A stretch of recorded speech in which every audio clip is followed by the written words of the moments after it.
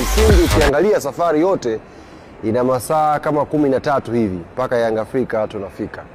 Lakini jambo ambalo limetokea hapa kwenye uwanja wa ndege wa hapa Algeria, nafikiri ni jambo ambalo linaendelea sasa kuwaonyesha Watanzania vita inavyokuwa unapokuja kwenye ardhi ya kaskazini. Tena Waarabu wakiwa wametoka kufungwa, sasa wanatafuta matokeo.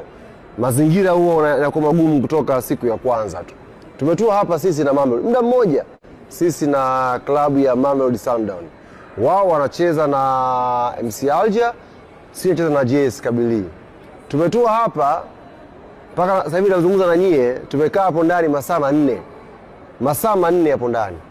Mabegi ya players yote yametoka, staff yote yametoka, ila vifaa vya timu kwa maana ya begi la jezi, zile cones, mipira, kila kitu ndio vilikuwa havionekani. Watu wamesubiri hapo masaa 4.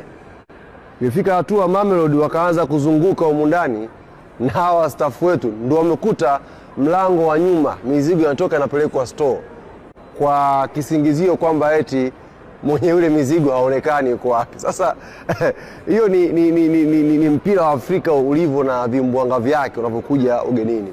Kwa siku ya leo mazoezi yamekufa kwa sababu tumespend 4 hours kusubiri tu mizigo ya timu. Kwa hiyo hamna timu, sio sisi sio Mamelodi atakayefanya mazoezi siku ya leo. Tayari siku imekufa. Sasa imagine ungekuja huku siku 2 kabla ya mchezo.